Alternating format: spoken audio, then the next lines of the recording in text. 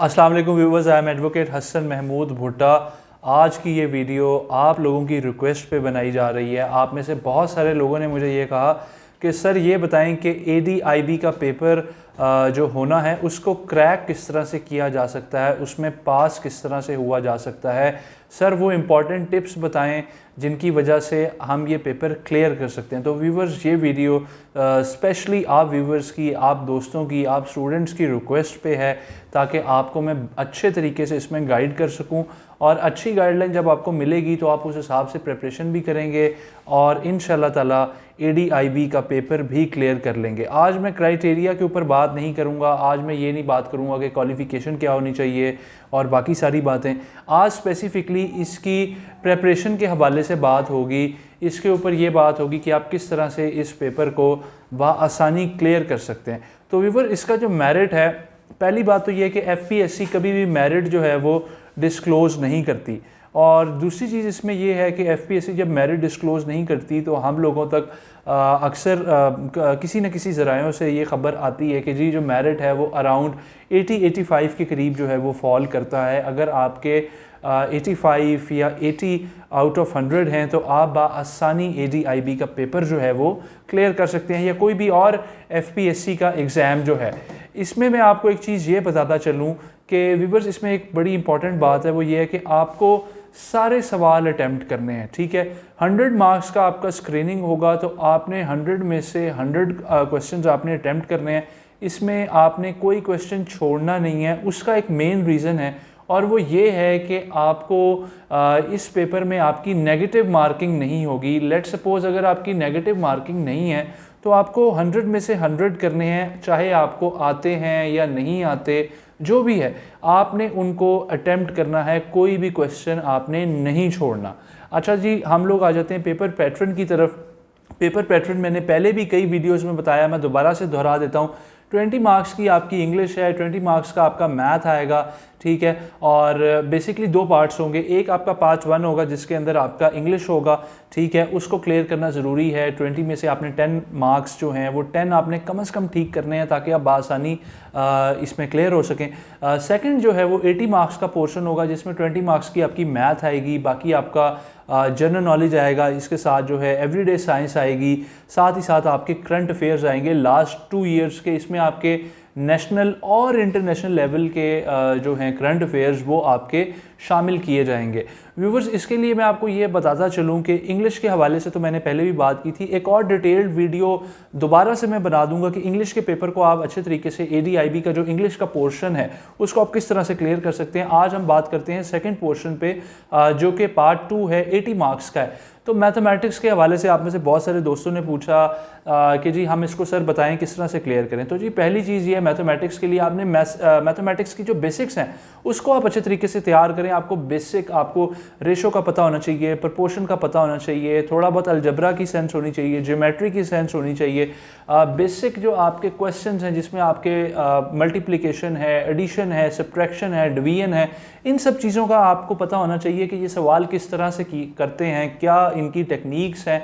तो एक और चीज़ मैं आपको बताता चलूँ कि इसमें कोई ऐसे सवालात नहीं आएंगे कि जिनको देख के आपको लगेगा कि ये सवाल तो शायद बहुत मुश्किल हैं। ट्रिकी क्वेश्चंस आते हैं, स्टेटमेंट्स वाले क्वेश्चंस आएंगे। उनमें जो सबसे चीज़ इंपॉर्टेंट है, जो सबसे ज़्यादा चीज़ मैटर करती है, वो ये है कि आप इन सवालों को बार बार प्रैक्टिस करें। ठीक है, आप लोग बेसिक किताबें उठा लें, आप मैट्रिक की बुक उठा लें, 8th क्लास की book Punjab text book board की उठा लें।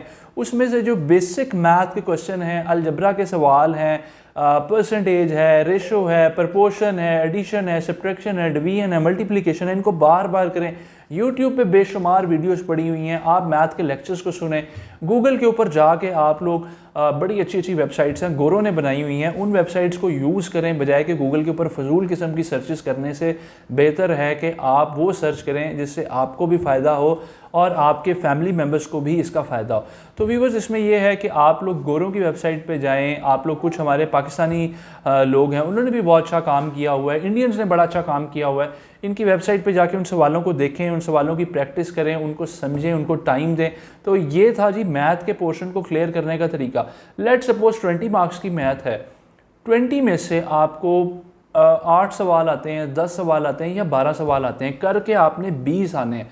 तरीक़ेकार ये होता है जी, MCQ पेपर में जो सवाल आपको नहीं आता उसमें जो आपको मोस्ट रेलेवेंट आंसर लग रहा होता है उसका सलूशन निकालने की कोशिश करें, छोड़ना नहीं है उसको।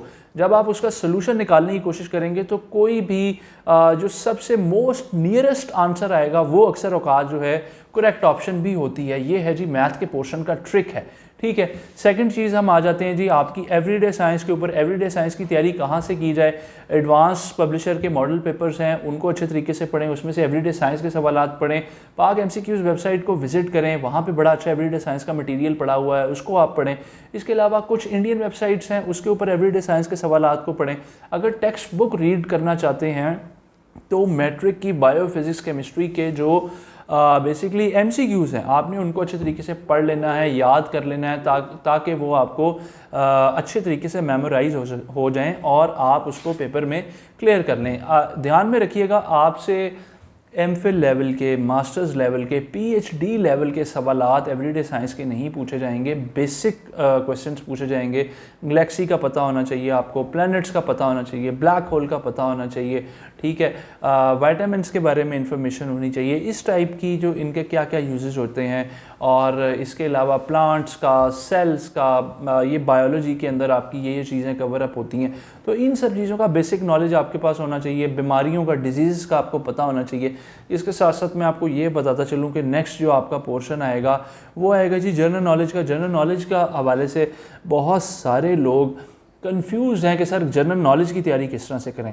तो जनरल नॉलेज, पहली तो बात यह है कि दो किस्म का होता है, एक आपका स्टैटिक जनरल नॉलेज है, एक नॉन स्टैटिक जनरल नॉलेज है, अनस्टैटिक जनरल नॉलेज है। स्टैटिक जनरल नॉलेज क्या होता है? वो जनरल नॉलेज जो फिक्स है, जो कभी भी चेंज नहीं होता, जैसे कि सूरज मशरिक से निकलता है और मगरिब में ग़रूब होता है, इसी तरह से चांद एक है, ठीक है। ये मतलब कि एक बेसिक जनरल नॉलेज के क्वेश्चंस हैं जो स्टैटिक हैं, जो चेंज नहीं होते। दुनिया का सबसे बड़ा रिवर कौन सा है? दुनिया की सबसे बड़ी वाटरफॉल कौन सी है?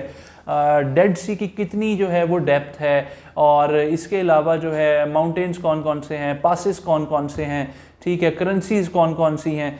ये वो नॉलेज है, ये वो स्टैटिक जनरल नॉलेज है जो चेंज नहीं होता। ये आपने अच्छे तरीके से सारा तैयार कर लेना है। कोई भी किताब इस्तेमाल कर लें, बहुत अच्छी अच्छी किताबें हैं, वर्ल्ड टाइम्स वालों की बुक्स हैं, किप्स वालों की किताबें हैं, एडवांस पब्लिशर है, डोगर है, कोई भी पब्लिशर जो आपको अच्छा लगे उसको यूज़ करें। और कुछ नहीं दिल करता, अगर आप स्क्रीन पे ही पढ़ना चाहते हैं तो बेशुमार वेबसाइट्स हैं, उनको जाएं, विजिट करें, उनके ऊपर अपना स्पेसिफिकली जनरल नॉलेज को पढ़ें, स्टैटिक जनरल नॉलेज को पढ़ें, अच्छे तरीके से उसको याद कर लें, क्योंकि वो चेंज नहीं होना। दूसरा है जी आपका अनस्टैटिक जनरल नॉलेज। अब जी अनस्टैटिक जनरल नॉलेज क्या होता है? अनस्टैटिक जनरल नॉलेज वो है जो कि चेंजेबल है। लेट्स सपोज जी पाकिस्तान का इस वक्त जो प्राइम मिनिस्टर है वो शहबाज शरीफ है, इससे पहले जो थे वो इमरान खान साहब थे, ठीक है, उससे पहले जो थे वो नवाज़ शरीफ थे, ठीक है। ये आपका अनस्टैटिक जनरल नॉलेज है। आपका फॉरेन मिनिस्टर कौन है? अब बिलावल भुट्टो है, पहले शाह महमूद कुरैशी था। आपका मिनिस्टर, वाटर का मिनिस्टर कौन है? पावर का मिनिस्टर कौन है? ठीक है। इसी तरह से बलूचिस्तान का CM कौन है? सिंध का, KPK का, ये आपका अनस्टैटिक जनरल नॉलेज है। डिफरेंट कंट्रीज़ के प्रेसिडेंट्स कौन हैं, प्राइम मिनिस्टर कौन है, मोनार्क्स कहाँ कहाँ पे फॉल करते हैं। तो ये एक बहुत बड़ा सब्जेक्ट है। इसकी प्रेपरेशन के लिए आपको अच्छा खासा टाइम देना पड़ेगा। इस पेपर को क्रैक करने का जो एक सबसे बड़ा असूल है वो ये है कि आप ज़्यादा से ज़्यादा पढ़ें, ठीक है, आप अच्छे से अच्छी स्टडी करें, और ताकि आपको चीज़ें अच्छे तरीके से मेमोराइज़ हो जाएं और चीज़ों को आप भूलें ना।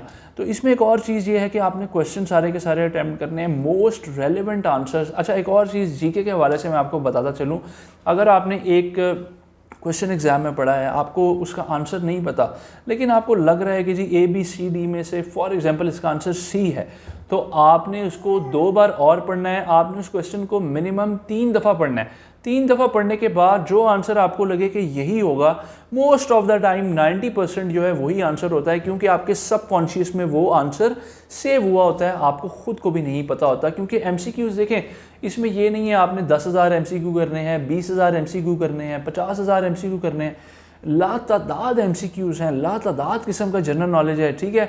आप इसको जितना अच्छे तरीके से, जितना ज़्यादा प्रिपेयर कर सकते हैं करें। एक और चीज़ आपको बताता चलूँ, जिन लोगों का ADIB, ADFIA, custom inspectors, ADASF कोई भी पेपर क्लियर होता है, तो उन लोगों ने सारी की सारी किताबें नहीं रटी होती। होता ये है कि उनकी गुड लक होती है, पेपर वहाँ से आ जाता है जहाँ से उन्होंने पढ़ा होता है, या उन्होंने स्टडी बड़ी वास्ट की होती है। कम से कम 3 से 4 घंटे डेली पढ़ेंगे, 1000 से 1500 MCQs या फिर वन लाइनर आप लोग पढ़ेंगे तो ही चीज़ें आपकी अच्छी प्रिपरेशन होगी। दूसरी चीज़ ये है कि एक न्यूज़पेपर है, बिजनेस रिकॉर्डर को पढ़ें, डॉन को पढ़ें, डेली न्यूज़ को पढ़ें, कोई द न्यूज़ को पढ़ें। तो ये अच्छे न्यूज़पेपर्स हैं। इनमें से आप लोगों ने करंट अफेयर निकालना है, पिछले 2 साल का करंट अफेयर आएगा। 2018 में क्या हुआ, 2017 में क्या हुआ, 2010 में क्या हुआ, वो नहीं आएगा। ठीक है, मे बी जनरल नॉलेज में वो थोड़ा बहुत इंक्लूड हो जाए, लेकिन मोस्टली जो करंट अफेयर का पोर्शन है वो लास्ट 2 ईयर्स का आएगा। एक और चीज़ जो बड़ी फ्रीक्वेंट चेंज FPSC और PPSC के पेपरों में देखने में आ रही है कि जी जो आपका प्री पार्टीशन है बेसिकली, ठीक है, प्री पार्टीशन से बहुत कम सवालात आते हैं, मुग़ल एरा से बहुत कम सवालात आते हैं। मेरी अगर आप एडवाइस मांगते हैं तो मैं आपको ये कहूँगा कि जो मुग़ल पीरियड के क्वेश्चंस हैं उनको प्रिपेयर करने की ज़रूरत नहीं है। बाबर ने क्या किया, हुमायूं ने क्या किया, शाहजहां ने क्या किया, इनका एरा कौन कौन से था, वैसे शौक है तो पढ़ लें, लेकिन पेपर पॉइंट ऑफ व्यू से ये कोई इतने ज़्यादा इंपॉर्टेंट नहीं है। जो करंट नॉलेज है, करंट बेसिकली इश्यूज़ हैं, उनको पढ़ें, उनको देखें। हो सके तो जो आपके एसेज हैं करंट अफेयर्स के, उनको ज़रूर पढ़ें। तो व्यूवर्स, आई थिंक आपको इस वीडियो से काफ़ी चीज़ें समझ आ गई होंगी। अगर फिर भी आपके जहन में कोई क्वेश्चन है तो मुझे ज़रूर बताइएगा नीचे कमेंट सेक्शन में। इंशाल्लाह आपका रिप्लाई भी मैं करूँगा, और साथ ही साथ अगर आप कहेंगे तो इसके ऊपर नेक्स्ट वीडियो भी आ जाएगी। व्यूवर्स, अपना बहुत सारा ख्याल रखिएगा। इंशाल्लाह ताला जल्द ही मुलाकात होगी। मुझे अपनी दुआ में याद रखिएगा। तब तक के लिए अल्लाह हाफिज़, अल्लाह निगहबान।